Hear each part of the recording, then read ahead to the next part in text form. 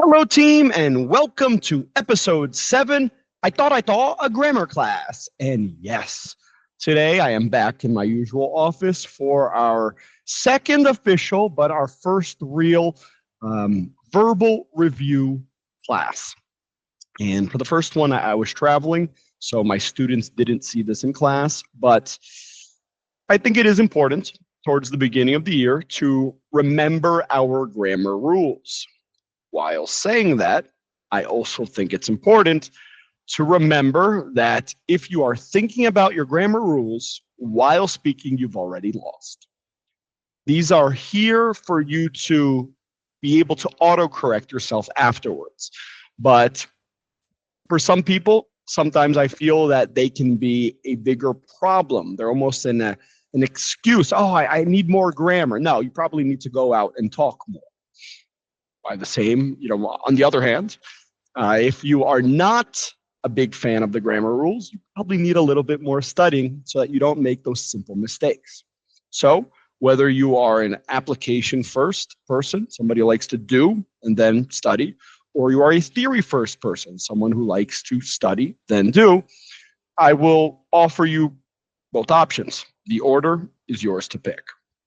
But let's take a look.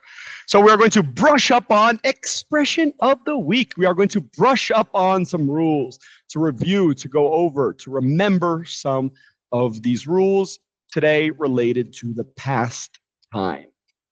I would say that 80% of the mistakes that I hear in terms of verbs are related to the past. The present is pretty simple. You have the verb, and then you add an S if it's the third person singular, and you can add an ing if you want to emphasize the action. That's about it. With the future, if you know the word going, the word will, or the words going to, you're good to go. So I would say 80% plus of the mistakes that I hear are in the past. And this week, I decided to warm up with a little game. I was really successful. I had a good time with my students, and this is the supermarket game. Now, you can adapt this game to whatever need. For example, if I were playing with my daughter, I could easily say, oh, I went to the zoo and saw a zebra. And then she might say, I went to the zoo, saw a zebra and a giraffe. And it might be a good way to play some English with her. For my students this week, since we are studying the past tense, I decided to do it like this. Pick a location. I went to the mall. I went to the beach. I went to school. I went to work. I went to the Carnaval block. Whatever you think is best, and you will add a verb. I went to the mall and watched a movie, or the example that I used was I went to the beach and swam in the ocean. And then the second person say, I went to the beach, swam in the ocean, and then the next person will keep adding. And this is a method of adding some repetition without it being boring, without feeling like Bart Simpson in trouble writing on the board. So I think it's a good way to practice some irregular verbs in the past. There is a list at the bottom of the PDF with some good irregular verbs. Now, our past times. 3 tenses, 3 points for each of them. And 3 is the magic number for our brains. So starting with past simple, whenever you hear the word simple, I want you to understand that from a communication perspective, you're talking about facts. I went to Lagoa Santa this weekend. Cool. I swam in the pool. Understood. I ate some pasta. Got it. And that is what the past simple is for. Facts in the past. Now, of all the rules that I teach in English, the one I hate the most is this one right here. Oh, the simple past is very easy. You just add ed. And for every played, walked, talked, watched, there is a went, a thought. I mean, the past of cut is cut. The past of read is read, but you spell it the same as read. So there's a lot of ridiculous, and that's the word I'm going to pick, ridiculous irregular verbs. Now, what is a rule is that if you see this word right here, this auxiliary, if you see the word did, I want you to leave the verb alone. The did has done all the conjugation necessary, and we'll see this mostly in the interrogative. Did you go to Lagoa Santa this weekend? We can also see this in the negative. I didn't go to Lagoa Santa. Not I didn't went. Did you went? Which is what I commonly hear. In this example, no. Did you saw? instead of did you see. Sometimes I will hear a do you saw. That's double wrong. So minus 2 points. And I have an extra credit about this, but I'll get to it in a minute. And unless it is clear from the conversation, the sentence should have a time expression linking it to a point in the past. What do I mean by this? For grammar purposes, you should have an idea of when something happened. If I arrived in class and said to my students, guys, I drove, without any context, they might be worried that I was drinking before class because it doesn't make sense. But if I say, oh, I drove my daughter to school, they're like, oh, probably this morning. Kind of makes sense. I drove to Lagos on this weekend. Oh, then it was explicitly mentioned when this happened. So either it should be understood. I like to give the example of, did you see the game? Probably talking about yesterday's game or the last game of our team. And for grammar purposes, even this, when I was younger, counts as specifying the time. This is going to be important next week when we go over the present perfect. So when I was younger, I played soccer. I was younger 5 minutes ago. I don't really know when you're talking about, but for grammar, it still counts. Number 2, the past continuous. Whenever you hear the word continuous, I want you to think action. And in the past, because we're talking about the past today, the past continuous, it kind of sets up a scenario. So the way I imagine it is at the beginning of a movie, for example. Oh, they were driving down the road. They were playing soccer. And when we use the simple, you kind of just say, got it. But when we use the continuous form, a little GIF appears in your mind. If I say, I play soccer, you say, cool. But if I say, I was playing soccer, you imagine me running, trying to score a goal. And trick question. I dare you to find an example of the continuous form with did. Like I said, it's a trick question. It doesn't exist. What you'll be using as an auxiliary are either was or were. And going directly to the mistake I most often hear, I don't know why, my students will often say we was. We was does not exist. I was, he was, she was, it was, the movie was, but the rest, you were, we were, they were. So I don't know why. That's the mistake I usually hear. With questions, we'll invert it. They were studying. If this were a question, were they studying?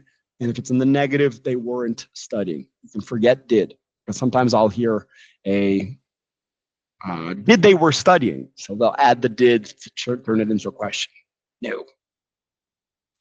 And the past continuous will go together with a reference in the past. So if I were to say, I was playing soccer, and I just stop, you're kind of like, and then what? So I can do it with a literal time. So yesterday at 4 p.m., I was playing soccer. Perfect. We have that point, and this action is going through it. Option number 2, we can have an action crossing another action. I was playing soccer when João scored a goal. So we have one action, playing soccer, and then the other one, when João scored a goal. Or we can have 2 parallel actions. I was playing soccer while João was studying. So you can have 2 actions in tandem. But what you do need is this reference for it to make sense. All right? Next up, and this is the doozy. This is the one that everybody worries about, the past perfect. Let me start with the good news. 2 pieces of good news. Good news number 1. You will rarely use this. I think the present perfect is worth a lot of focus on. We use the present perfect, the haves a lot. The past perfect is much, much less common. Good news number 2. There are no exceptions that I'm aware of. We will use had with the past participle or had been with the ing form for the continuous. We'll see this in a minute. So there are no exceptions. That's the other good news. The bad news is that my students, when they see this class, they understand it, they get their examples right, and then when they get the chance to use this naturally, they kind of forget it. So that's the bad news. And when you hear the word perfect, I want you to think before. The present perfect is before the present. The past perfect is before a point in the past. And it has a simple form, focuses on the facts, and continuous form focuses on the actions. Can we use both? Sometimes. The communication difference, I would say that continuous form, we often have a frequency. I had been studying a lot, or an amount of time. I had been studying for 5 hours, while the simple form is a little bit more common. And we use this past perfect when the order of things is important. This is an example. This example happened yesterday, not with a movie, but Lisa and I were watching a cartoon. I had already watched it when I was younger. So a quick tip for the parents out there. If you've ever had the experience of trying to introduce something to your kids and like, this is dumb, I don't like this. I'll teach you a hack. Tell them they cannot watch it with you and start watching. And then Lisa appeared in the corner trying to watch it until she started enjoy. She checked it out and decided she actually did like it. So it was pretty cool. So we watched this yesterday, our point in the past, but I had already watched this before. From a negative standpoint, we watched this yesterday. Lisa hadn't watched this before. Now, option 2. I had been studying hard for the test. Has this test happened, or is it still to come? The correct answer would be yes, this test has happened. Because if I said I have been studying hard for the test, no, the test is later on. But when I use this had, we have our point in the past, the test, whether it was yesterday, last week, we don't know from the sentence. And I had been studying before that. If I said I had studied, that would be fine. You would say understood. But when I said I had been studying, your brain shouldn't kind of make that picture of me, flipping the pages, highlighting stuff, worried about the test. So we're focusing on the action. All right. I know this is a lot. I think these 2 practice questions are good ones for you to frame this. Where had you never been before last year? So this is today. Last year you went to this place and you had never been there before. And question number, here it says 4, but the second question of the set. What were you doing at X time? I put 6 p.m. on Saturday. You can switch this to another time. We established a point in the past. What had you already done during the day? And our extra credit question from above. I did study for the test. And would I say this? Well, of course, we could say I studied for the test. But then maybe your mom says, no, you didn't. And I said, I did study for the test. We would use this to insist that we did. I think it's important to note, it's not I did studied. I did study. Our main activity this week, your 3 mini stories. Team, you don't need to go skydiving with Cristiano Ronaldo in Ibiza to have a story to tell. For English purposes, simple is best. And you can be about going to the supermarket, something at work, something that you might not talk about in your own language. For English purposes is excellent. So I gave you some examples. Our theme is 2024. I know we did this at the end of last year, but at the end of last year, 2024, had not finished, but now it has. So we can use the past tense to talk about it. So some examples right here. And this is something that I consider perfect English practice. Now, I was waiting anxiously for the food to arrive. That's continuous. I didn't want to eat sushi. Past simple, you can use a negative. But I had promised Patricia we would go for her birthday. Past perfect. Got it in there. And some extra information. It wasn't that bad. We had picanha, yes, some Japanese picanha. And I hadn't expected to enjoy the raw salmon. A bonus, past perfect. You're done. That's your English practice for the day. One of these. So our talking point was 2024. I think it's a good chance for you to practice your past perfect. Why do I keep insisting on it? The other 2, I see less mistakes. But when we're talking about the past, your irregular verbs, they're worth going over. And I think if you're watching this and you've heard my explanation, practicing the past perfect is a good move too. Improving boring by 10%. Team, this is probably the greatest life hack that I learned last year. When you're in a situation that you're not completely happy about, ask yourself, how can I make this 10% better? It gets our brain actively looking for a solution, and you can make it work almost instantly. 10% is not that much, but it makes a difference inside and out. So choose a boring moment from your day. Maybe it's going to work, maybe it's at the grocery store, and turn it into a mini story. Another example, I went to the supermarket to buy, there should be a U, to buy some things for dinner. While I was waiting in line, I started talking to an old lady.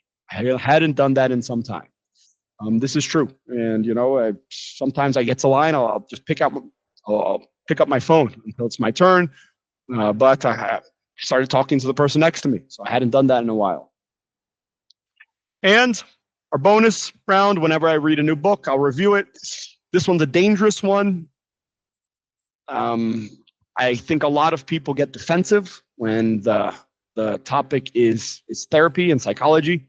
So I wouldn't talk about this with a lot of people. I don't think they can be logical about certain aspects of it. But it's an interesting book. The writer could have been a little bit nicer, I think, in the way that he spoke, but it brings up some interesting points. And here are the discussion points if you want to go over them. And here, your list of irregular verbs. I don't know why they aren't alphabetical. I think I would have made the list better, but I liked it. And I like that because they're not alphabetical, you'll learn them kind of in a different way than usual. Team, that's it. Thank you. And like always, I hope to see you in class. Have a good one.